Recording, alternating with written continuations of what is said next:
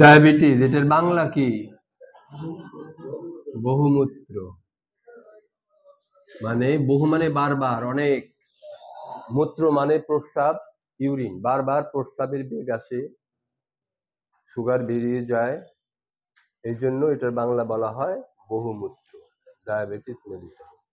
অসুখটা হলো কি জনিত? হরমোন। হরমোন। হরমোন আবার কাকে বলে?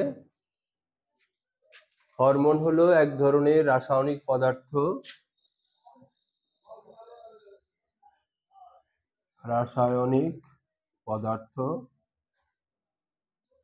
অথবা বলা যায় রাসায়নিক অস্ত্র। অস্ত্র আবার কি জিনিস? মারাত্মক জিনিস না অস্ত্র? তাহলে রাসায়নিক পদার্থ হলো রাসায়নিক যে বোমা ফেলে মানুষের শরীর ঝলসে যায়, হ্যাঁ, শরীর পুড়ে যায়, তো সেটা হলো অস্ত্র। তাহলে রাসায়নিক পদার্থ দিয়ে অস্ত্রের মতো কাজ করা হয়। এটা কোনো গুলি না, রাইফেলের গুলির মতো কোনো গুলি নয়, কিন্তু এটা একটা অস্ত্র, রাসায়নিক অস্ত্র, যেটা মানুষের শরীরকে নষ্ট করে ফেলে, ঝলসিয়ে দেয়, পুড়িয়ে দেয়। তাহলে এই হরমোন আমাদের টোটাল বডিটাকে নিয়ন্ত্রণ করে। হরমোন আমাদের টোটাল বডি নিয়ন্ত্রণ করে। যে ঘুম আসবেন আপনি, হরমোন বের হইতে হবে ব্রেন থেকে, ব্রেনের কোষ থেকে। মেলাটোনিন নামক হরমোন বের হয় ব্রেন থেকে, কিন্তু কেউ যদি বেশি রাত জেগে ফেলে তার এই হরমোনটা তৈরি হওয়া বন্ধ হয়ে যায়।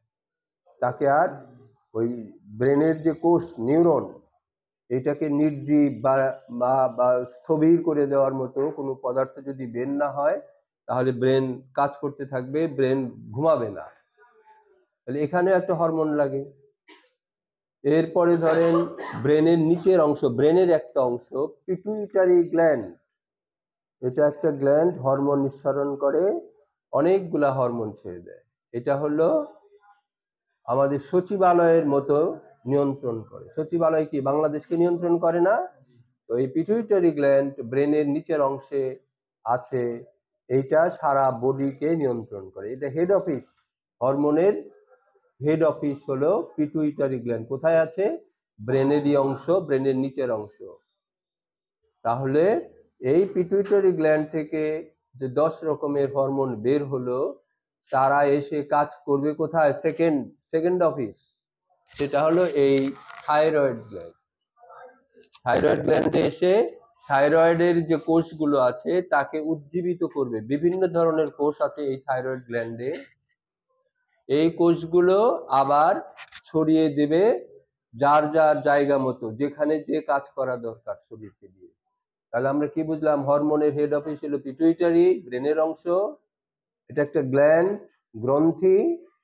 এরপরে নিচের সেকেন্ড অফিস হলো এটা হলো থাইরয়েড।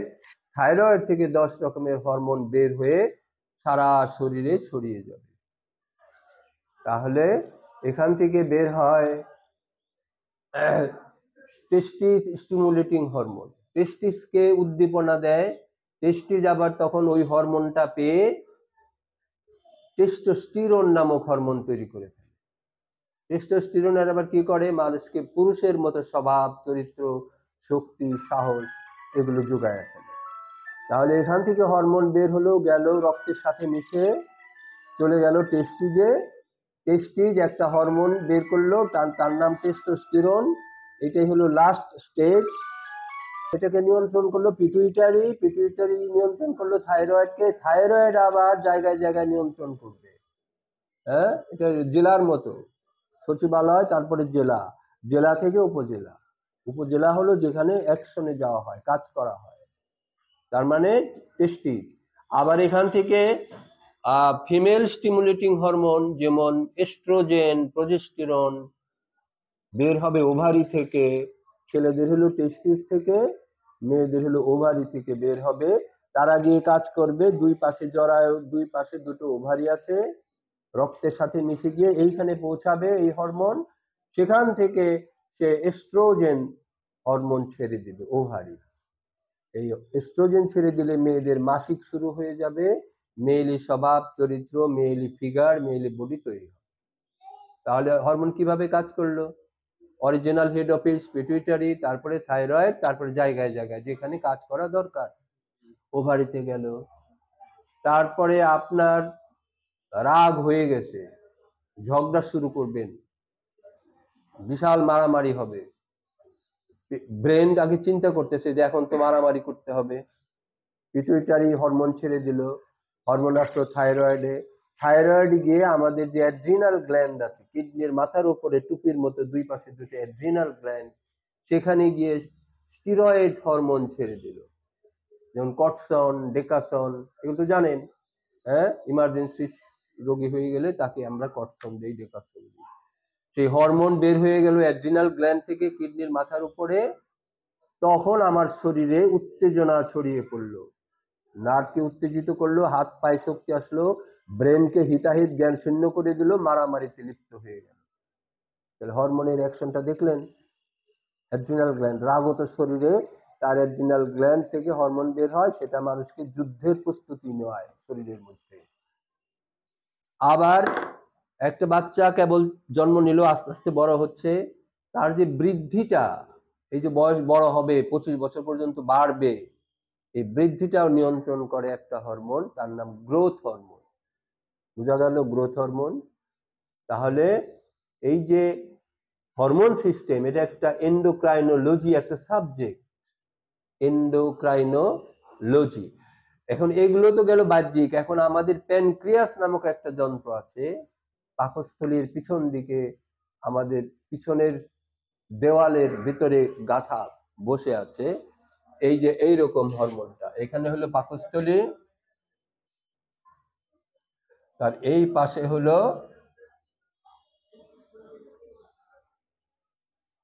এইটার নাম হলো পিটুইটারি গ্ল্যান্ড।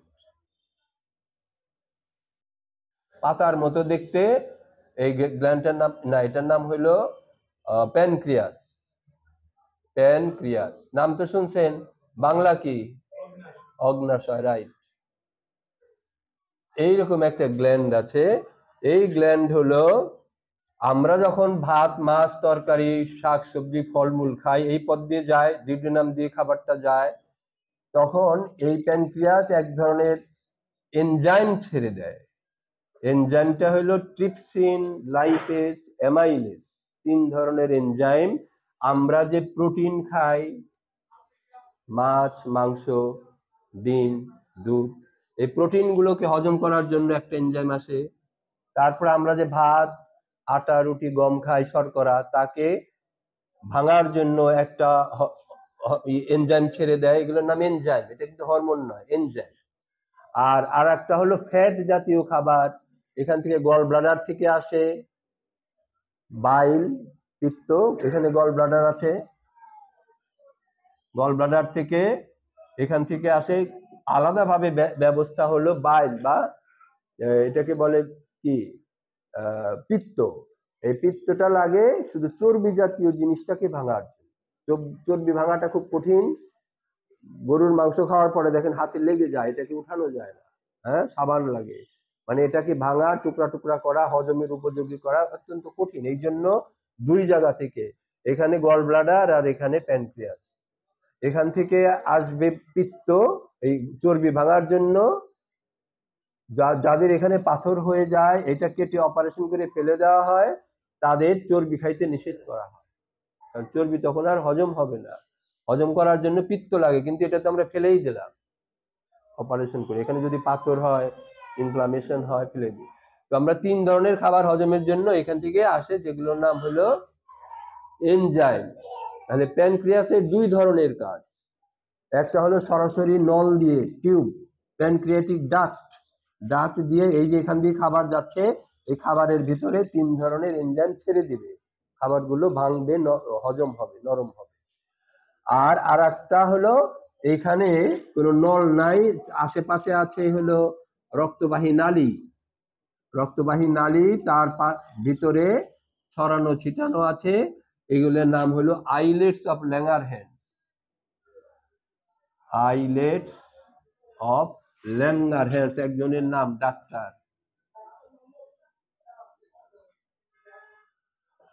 এই ভদ্রলোক উনি প্রথমে এটা আবিষ্কার করলেন যে এইখানে প্যানক্রিয়াসের ভিতরে আইলেটস অফ ল্যাঙ্গারহ্যান্স নামে কিছু কিছু কোষের একটা জমাট বাঁধা একটা অ্যাগ্রিগেশন, এক জায়গায় একত্রীকরণ কিছু কোষ আছে এরকম অসংখ্য জায়গায় জায়গায়। হ্যাঁ, এটা ভরা। এটা কিন্তু কোনো নল দিয়ে আসবে না, এর আশেপাশে রক্তবাহী নালী আছে, রক্তবাহী নালীতে ছেড়ে দিবে। সেই জিনিসটার নাম হলো ইনসুলিন। তাহলে ডায়াবেটিস বুঝতে হইলে এইখান থেকে বোঝা শুরু করতে হবে। তাহলে ইনসুলিন কে তৈরি করলো? Islets of Langerhans. কোথায় থাকে এই যে আইলেটস অফ ল্যাঙ্গারহ্যান্স? প্যানক্রিয়াসের ভিতরে। প্যানক্রিয়াসের দুই ধরনের দায়িত্ব, একটা হলো খাবার হজম করার জন্য ছেড়ে দেবে এনজাইম, আর এই যে খাবারটা গেল গ্লুকোজ, ভাত মানে গ্লুকোজ, চিনি, চিরা মানেও চিনি, চিনি মানেও চিনি। আমরা চিনি খাই মানে কি? এটা তো গ্লুকোজ। তাহলে ভাতটাও চিনি হয়ে যাবে, চিরাটাও চিনি হবে, আটাটাও চিনি হবে। মুখের মধ্যে চিরা নিয়ে অনেকক্ষণ চাবান, দেখান কেমন লাগে, মিষ্টি লাগবে না? চাবাই দেখছেন কখনো? 10 মিনিট চাবাইবেন, মুখের মধ্যে এক মোট চিরা নিয়ে চাবাইতে থাকেন, 10 মিনিট পর দেখবেন একটু একটু মিষ্টি মিষ্টি লাগে। এই মিষ্টিটা কার? গ্লুকোজে। তার মানে আমাদের যে স্যালাইভা আছে, স্যালাইভাতে অনেক এনজাইম আছে, যেখানে ম্যাক্সিলারি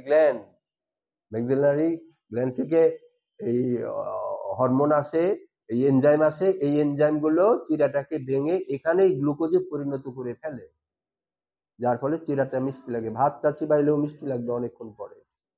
তার মানে এখানে অলরেডি গ্লুকোজ হয়ে গেছে মুখের মধ্যেই। এটা পেটে যায়, পাকস্থলী অ্যাসিড দিয়ে পোড়ায় টোড়ায় নরম করে ফেলে, তারপরে এখান থেকে এনজাইম যায়, একদম গ্লুকোজ পরিণত হয়ে যায়। তাহলে কার্বোহাইড্রেট বাংলা হলো শর্করা, এটা লাস্টে কি পরিণত হয়? গ্লুকোজ। এই গ্লুকোজ নিয়েই যত সমস্যা এই ডায়াবেটিসের জন্য। তাহলে বোঝা গেল এই এর অসুখ মানেই হলো ডায়াবেটিস। এই যে আইলেটস অফ ল্যাঙ্গারহ্যান্স, এখানে অসংখ্য, একটা দুইটা না, অসংখ্য ছড়ানো ছড়ানো। এটা কোনো টিউবের সাথে সংযুক্ত নয়, এটা ছেড়ে দিবে সরাসরি ব্লাডে। আপনি খাবার খাইলেন, পাকস্থলী ভরে গেল খাবার, আর এই আইলেটস অফ ল্যাঙ্গারহ্যান্স ইনসুলিন ছেড়ে দেওয়া শুরু করে দিবে। নার্ভের মাধ্যমে পারস্পরিক যোগাযোগ হয়, পাকস্থলী পেট ভরল আর এক কাজ আরম্ভ করে দিল, আইলেটস অফ ল্যাঙ্গারহ্যান্স কি বের করলো? ইনসুলিন বের করা শুরু। কোনো কারণে যদি কেউ এই আইলেটস অফ ল্যাঙ্গারহ্যান্সকে ধ্বংস করে ফেলে, আপনি তো নিজে ধ্বংস করবেন না, কিন্তু আপনার খাওয়া দাওয়ার মধ্যে এমন কেমিক্যাল গুলো আছে যেগুলো আপনার বডিতে সহনীয় নয়। এই খাদ্যে এখন ভেজাল আছে না সব, তারপরে কথায় কথায় আমরা ওষুধ খাই। এটা মনে রাখতে হবে যে drugs are not food, drugs are not food. এটা মানে কি? ড্রাগস, ড্রাগস মানেই কেমিক্যাল, কেমিক্যাল। কিন্তু আমাদের ভাত মাছ ডিম এগুলো কেমিক্যাল, এগুলোও কেমিক্যাল, বায়োকেমিক্যাল। এটা আমাদের লাইফের সাথে সম্পৃক্ত, কোষের জন্য এগুলো দরকার। কিন্তু বায়োকেমিক্যালের বাইরে যে আমরা প্যারাসিটামল খাই, ডাইক্লোফিনাক সোডিয়াম খাই, প্রেসারের ওষুধ খাই, ডায়াবেটিসের ওষুধ ধরলে সারা জীবন চালায়, প্রেসারের ওষুধ একবার ধরলে বলে দেয় যে সারা জীবন খাইতে হবে, বাস কেমিক্যালে পয়জনিং শুরু হয়ে গেল শরীরটার মধ্যে। তাহলে ড্রাগস এড়ায় চলতে হবে। এই ড্রাগস বিভিন্ন ধরনের পয়জন, তারপরে ইনফ্লামেশন, প্রদাহ হইতে পারে। হ্যাঁ, প্যানক্রিয়াটাইটিস, কি নাম? প্যানক্রিয়াটাইটিস, আইটিস মানে ইনফ্লামেশন, তখন এইগুলো ধ্বংস হয়ে যায়। এই যে এক একটা দ্বীপের মতো, দ্বীপ চিনেন তো? চারদিকে পানি, মাঝখানে উঁচু উঁচু শুকনো জায়গা, একটা দ্বীপ। এটা একটা দ্বীপ, এই আইল্যান্ডস মানে দ্বীপ, দ্বীপের মতোই, আইল্যান্ড, আইল্যান্ড, ছোট দ্বীপ। তো এইগুলো যার যত বেশি ধ্বংস হলো তার তত বেশি তাড়াতাড়ি ডায়াবেটিস হবে। এগুলো ধ্বংস আমরা নিজের অজান্তে করে ফেলি, আমরা জানি না ধ্বংস করছি। বিভিন্ন ধরনের কেমিক্যাল রক্তে মিশে আমাদের এইখানে এসে এগুলোকে ধ্বংস করে দেয়। তারপরে এই যে আমরা গ্লুকোজ গুলো খেলাম, গ্লুকোজের খাওয়া দাওয়ার একটা মাপ আছে না? সবকিছুরই একটা মাপ আছে, কিন্তু কিন্তু আমাদের খাওয়া দাওয়ার কোনো মাপ নাই, মেজারমেন্ট। একটা মোটর সাইকেলে 7 লিটার পেট্রোল ধরবে, আমি যদি 10 লিটার ঢুকাইতে চাই কি হবে বলেন? কি হবে বাকিটুক? 7 লিটার নিয়ে বাকিটুক কি করবে? পড়ে যাবে, মানে ফেলে দিবে গাড়ি, বলবে যে আমার আর তো দরকার নাই, আমার তো জায়গা নাই, সুতরাং আমাকে কেন এত বেশি ঢোকাচ্ছ? গাড়ি ফেলে দেবে যে কোনো জিনিস। সিংহ একটা বিশাল হরিণ মারলো, হরিণটা খাইলো, পেট টেট ভরলো, তারপরে রেখে চলে গেল। ও কি চায় যে মারছি যখন কষ্ট করে পোড়াটাই খেয়ে ফেলি? খায় নাকি? বাকিটুকু শিয়াল টিয়াল জন্য রেখে দেয়, অন্যান্য প্রাণীর জন্য রেখে দেয়, বাস আমার পেট ভরেছে, ওকে, এখানেই থেমে যায়, তারপর আর খাওয়া চালু রাখে না। কিন্তু মানুষ কিন্তু এই অভ্যাসটা নাই। হ্যাঁ, মানুষ মোটর সাইকেলের মতো তেল ফেলেও দেয় না। হ্যাঁ, আর সিংহ এত কষ্ট করে মারলো একটা হরিণ, পুরাটা না খেয়ে সে উঠবে না, মানে মানুষের অভাব স্বভাবটা এরকম। তো এইখানে হলো ডায়াবেটিসের মূল রহস্য, কিভাবে ডায়াবেটিসটা শুরু হয়। আচ্ছা, এই যে একটা কোষ, কোষের মধ্যে আছে নিউক্লিয়াস, আছে মাইটোকন্ড্রিয়া, আছে রাইবোসোম, তারপরে আছে এটিপি, ক্রোমোজোম, হ্যাঁ, আরএনএ, ডিএনএ, অনেক রকমের যন্ত্রপাতি। এক একটা কোষ এক একটা মেশিন। এই কোষটা চলে নিউক্লিয়াসের কন্ট্রোলে, এই চারদিকে নিয়ন্ত্রণ করে। এখানে ক্রোমোজোম থাকে, আর একটা হলো কি নাম, সাইটোপ্লাজম তো আছে, টোটালটাকে বলে সাইটোপ্লাজম। যাই হোক, এখান থেকে শক্তি তৈরি হবে। তো আমরা যখন খাবারটা খাইলাম, খাবারটা খাওয়ার পরে এখান দিয়ে গেল রক্তবাহী নালী, তার আশেপাশে দেখেন না ইরি খেতে পানি দেয়, চ্যানেল যোগ করা থাকে না, সব খেতেই পানি ঢুকে যায়, পাশ দিয়ে প্রত্যেকটা কোষের পাশ দিয়ে চুলের মতো চিকন রক্তবাহী নালী, ওটাকে নারিশমেন্ট, পুষ্টি দেওয়ার জন্য। খেতে যেরকম পানি দেওয়ার জন্য আমরা নালীর সাথে যোগাযোগ করে দেই, প্রত্যেকটা কোষ, আমাদের শরীরে কয়টা কোষ গোনা যায় না, সবচেয়ে বড় সংখ্যা কি? মিলিয়ন, বিলিয়ন, ট্রিলিয়ন, ট্রিলিয়নের চেয়েও বেশি সংখ্যা দিয়ে আমাদের এই শরীরটা তৈরি। এত সংখ্যার কোষ, প্রত্যেকটা কোষকে আবার খাবার দিতে হবে, অক্সিজেন দিতে হবে, তার জন্য প্রত্যেকটা কোষের চারপাশে এরকম রক্তবাহী নালী আছে। আমরা যে খাবারটা খাইলাম, পাকস্থলী থেকে ইন্টেস্টাইনে গেল, ইন্টেস্টাইন থেকে খাবারটা লিভারে আসলো প্রথমে। লিভার হলো খাদ্যের গুদাম ঘর। হ্যাঁ, এই লিভারে আসলো, এই যে এখানে ইন্টেস্টাইন, নাড়িভুঁড়ি, নাড়িভুঁড়ি থেকে প্রত্যেকটার সাথে রক্তবাহী নালী যোগাযোগ আছে। সবাই খাবার দাবার নিয়ে পৌঁছাইতে পৌঁছাইতে এই লিভার হয়ে খাবারটা সারা শরীরে ছড়ায় যাবে, আগে লিভার হয়ে যাবে। লিভারের পথ ছাড়া খাবার যাবার আর কোনো পথ নাই। নাড়িভুঁড়িতে আমরা ভাত মাছ সব খাচ্ছি, গ্লুকোজ গুলো, কার্বোহাইড্রেট গুলো ভেঙে ভেঙে লিভার হয়ে যাচ্ছে। তো লিভার রক্তের কাছে খবর পেয়ে যায়, এখান দিয়ে আবার রক্তবাহী নালী আছে, সব জায়গায় রক্তবাহী নালী, রক্তবাহী নালীর কাছে খবর পেয়ে যায় যে কোন জায়গায় কতটুকু পরিমাণ গ্লুকোজ ছেড়ে দিতে হবে, আর বাকি গ্লুকোজটুকু সে হিসাব করে এখানে জমা রাখবে। আপনার লাগবে হলো 2500 ক্যালোরি, আপনি খাইলেন 4400 ক্যালোরি, কতটুকু বেশি খাই ফেললেন? 1500। এই 1500 ক্যালোরি মানে এনার্জি, এনার্জি মানে গ্লুকোজ, গ্লুকোজটাই এনার্জি দিবে। গ্লুকোজটা হলো জ্বালানি, জ্বালানি খড়ি, খড়ি বলতে পারি। আর অক্সিজেন হলো আগুন। একটা রান্না করতে কি লাগে? আগুন আর খড়ি, তারপরে একটা কাজ শেষ হয়, রান্না শেষ হয়। তো কোষে মেটাবলিজম বলে এটাকে, কোষের মধ্যে অক্সিজেন ব্যবহার করা, এটা মেটাবলিজমের কাজ। তো এখানে কাঠ হিসেবে কাজ করবে হলো গ্লুকোজ। এই যে নাড়িভুঁড়ি থেকে গ্লুকোজ আসতেছে, লিভারের দিকে যাচ্ছে। তো গ্লুকোজ আর অক্সিজেন আমরা ফুসফুস থেকে নিচ্ছি, রক্তের মধ্যে ছড়িয়ে দিচ্ছি অক্সিজেন গুলো, যে অক্সিজেন আসতেছে আর গ্লুকোজ আসতেছে। এইখানে কোষে কোষে এই অক্সিজেন আর গ্লুকোজ ব্যবহার হবে, এর ভিতর দিয়ে ঢুকবে অক্সিজেন আর ঢুকবে গ্লুকোজ। প্রত্যেকটা কোষের মধ্যে এটা ঢুকতেই হবে। অক্সিজেন যদি না ঢুকে তাহলে মানুষ মারা যায়। এই যে শ্বাস বন্ধ মানে কি, মানুষ মারা যাবে না, অক্সিজেন বন্ধ। অক্সিজেন ছাড়া একটা কোষও বাঁচবে না। এমনকি ব্রেন 5 সেকেন্ডও বাঁচে না, চাহাসা দিয়ে উঠে অজ্ঞান হয়ে যায়, চোখে সর্ষে ফুল দেখে অক্সিজেন কম হইলে। বসা মানুষ হঠাৎ দাঁড়ায় গেলে ব্রেনে অল্প সময়ের জন্য রক্তটা পৌঁছায় সারে না, জাম করে যদি দাঁড়ানো হয়, তখন মানুষ চোখে সর্ষের ফুল দেখে অজ্ঞান হয়ে যায়। অক্সিজেনের অভাব, কোষ অক্সিজেন ছাড়া একটু বাঁচবে না। আর অক্সিজেন দুনিয়ার সবচেয়ে সস্তা, আবার সবচেয়ে দামিও, তাই না? করোনার সময় দেখা গেছে অক্সিজেনের কি দাম।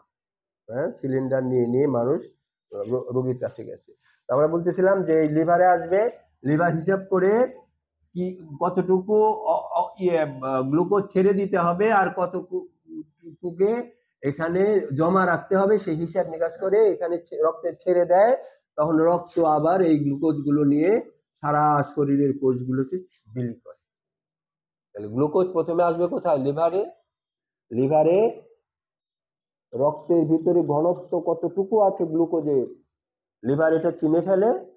চেনার পরে কিছু গ্লুকোজ সে এখানে ফ্যাট হিসেবে, গ্লাইকোজেন হিসেবে জমা রাখে, আর কিছু গ্লুকোজকে ছেড়ে দেয় যে যাও তোমরা সারা শরীরের কোষগুলোকে শক্তি সরবরাহ করো। তাহলে এই যে এখান দিয়ে আমরা লাগবে 2500 ক্যালোরি এনার্জি। হ্যাঁ, ধরেন কত 100 গ্রাম চাল লাগবে গ্লুকোজ। আমি তো 200 গ্রাম চাল খেয়ে ফেলছি, ভাত।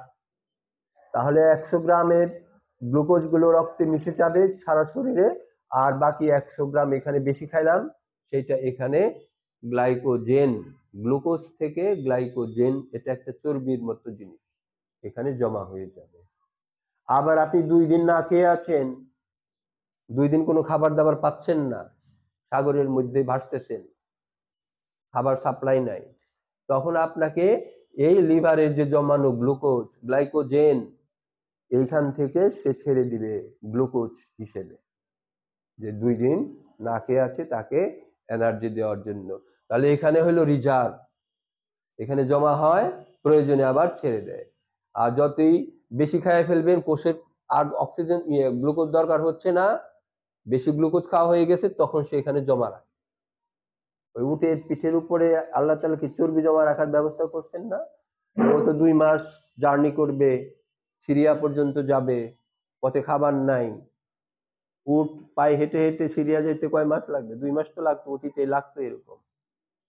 খাবার নাই পথে, আল্লাহ তাআলা এখানে চর্বি জমায় রাখলেন, যে চর্বি দিয়ে সে 2 মাস হাঁটাহাঁটি চলাচল করবে। তো এরকম আমাদের লিভার এই জমানোর কাজটা করে থাকে। হ্যাঁ, লিভার পুষ্টির যত সিস্টেম সব এই লিভারকে কেন্দ্র।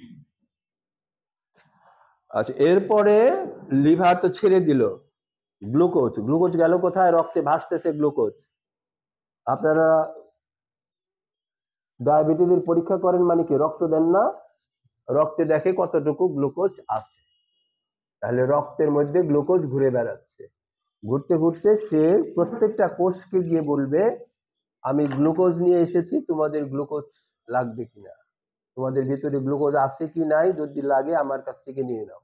রক্তবাহী নালী আর কোষ, তাহলে এই যে কোষটা, এইটা এখান দিয়ে গেল রক্তবাহী নালী, সে নিয়ে আসছে অক্সিজেন এবং গ্লুকোজ, কোষ দিয়ে ঢুকবে। ঢোকার আগে এইখানে আছে রিসেপ্টর, কোষের একটা গেট আছে। কোষ চারদিকে আবদ্ধ নয়, তার একটা গেট আছে, ঢোকার, খাদ্য ঢুকবে, দূষিত জিনিস বের হবে কোষের। প্রত্যেকটা জীবিত কোষের কিন্তু একটা দূষিত জিনিস তৈরি হবে।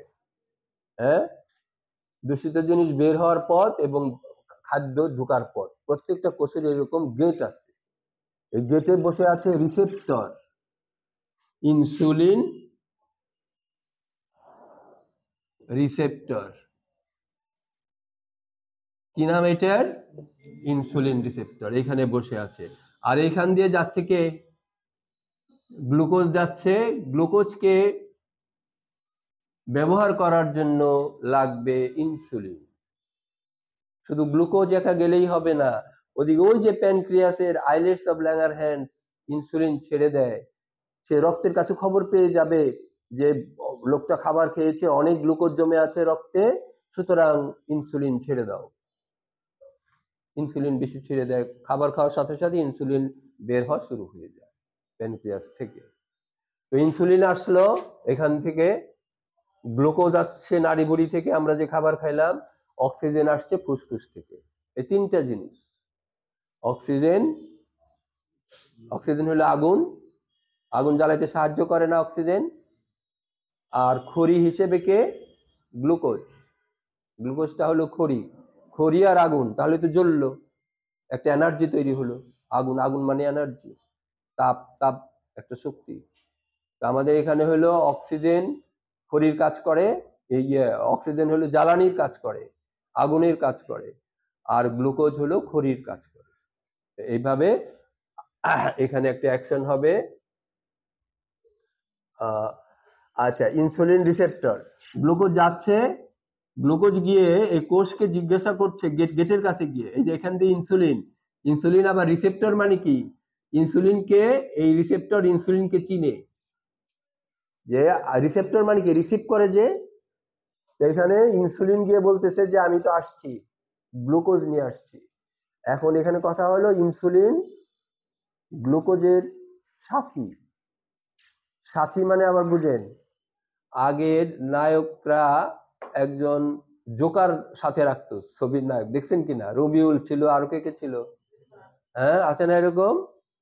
তাদের অ্যাসিস্ট্যান্ট, অর্থাৎ নায়ক যেখানে যাবে ও তার ব্যাগ টানবে, হেল্প করবে, তাই না? সব জায়গায় নায়ক যেখানে যাবে সে সেখানে যাবে।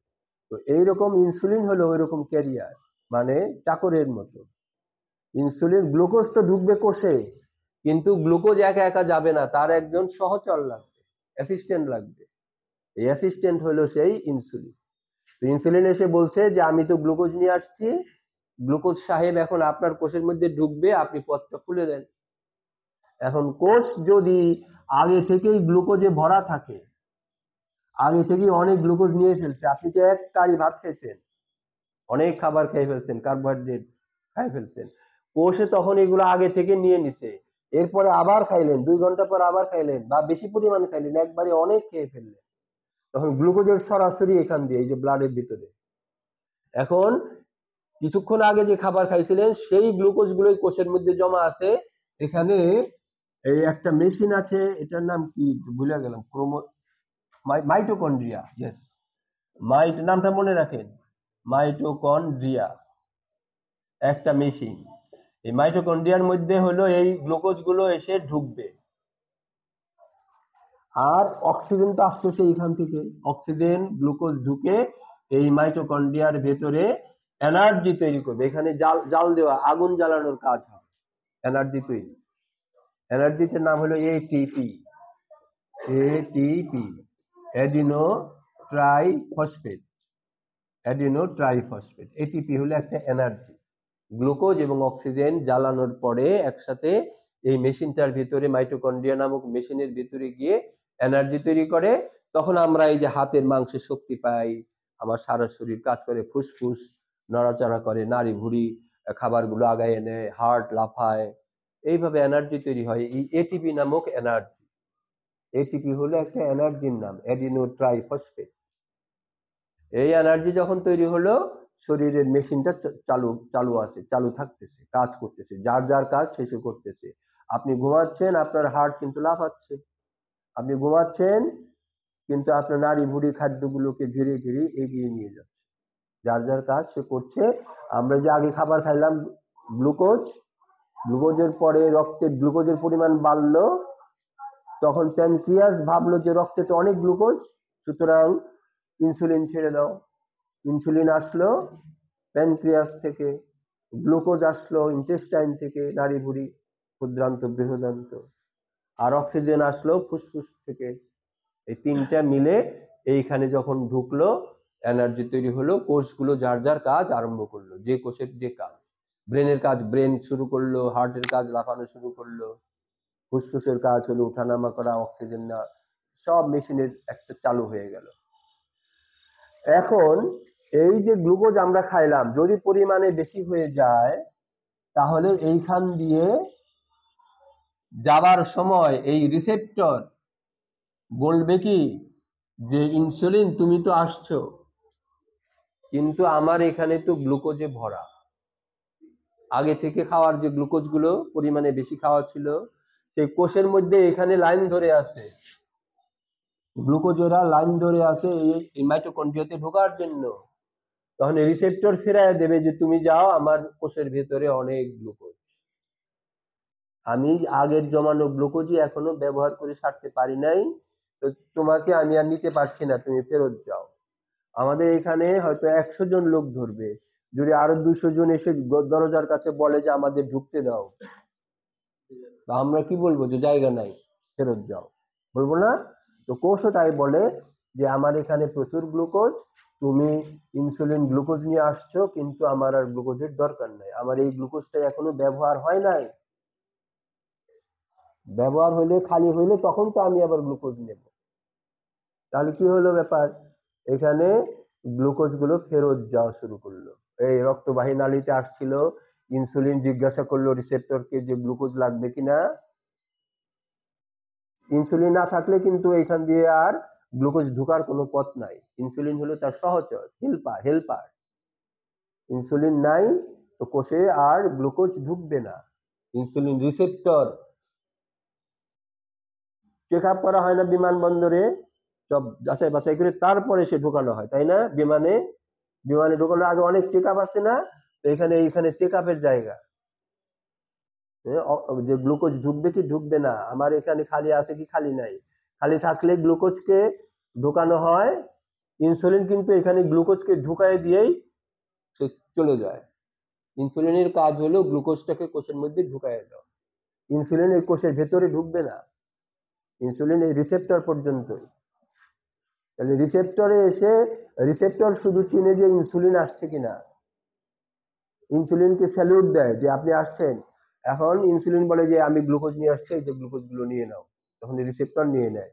কোষ যদি খালি থাকে, কোষ খালি না থাকলে কোষ বলে দিবে রিসেপ্টরকে যে ইনসুলিনকে নিষেধ করো, আমার এখানে আর গ্লুকোজ দরকার। এই যে যখনই কোষ রিফিউজ করে, অস্বীকার করে গ্লুকোজ নিতে, এইটার নামই হলো ডায়াবেটিস। বোঝা গেছে ব্যাপারটা? ডায়াবেটিস আর কিছুই না, রক্তে গ্লুকোজের পরিমাণ বাড়া। কেন বাড়লো? কোষ নিল না। কেন নিল না কোষ? কোষের ভিতরে গ্লুকোজ ভরা, কোষ ব্যবহার হয় নাই, খায় দায় আর ঘুমায়, কাজ করে না, এটিপি তৈরি করে না, গ্লুকোজ ব্যবহার হয় না, কোষে ভরা গ্লুকোজ। অলস লোকদের এই জন্য তো ডায়াবেটিস হয়, ফিজিক্যাল অ্যাক্টিভিটি যাদের কম, তাদের এখানে জ্বালানিতে গ্লুকোজ পুরানো হয় না, অক্সিজেন আর গ্লুকোজ এখানে পুরানো হয় না মাইটোকন্ড্রিয়াতে, যার ফলে এই কোষ কিছু গ্লুকোজ নিয়ে রেডি থাকে, যে যখনই কাজ করবে তখনই এটা এনার্জি তৈরি করতে থাকবে, গ্লুকোজ ব্যবহার হবে, অক্সিজেন ব্যবহার হবে, গ্লুকোজ অক্সিজেন এই দুটো মিলে শক্তি তৈরি হবে। তাহলে ডায়াবেটিসের এটাই হলো মূল রহস্য। ডায়াবেটিস বুঝতে হলে এই ঘটনাগুলো বুঝতে হবে। একদিকে হলো ইনসুলিনের ব্যাপার স্যাপার, আর একদিকে হলো কোষের ব্যাপার স্যাপার, এই মাইটোকন্ড্রিয়ার ব্যাপার স্যাপার। মাইটোকন্ড্রিয়া, ইনসুলিন, ইনসুলিন রিসেপ্টর, এই লেকচারগুলো আপনারা ভালো বুঝবেন, ডক্টর জাহাঙ্গীর কবিরের লেকচার শুনবেন, এত চমৎকার ভাবে বুঝাবে যে ডায়াবেটিস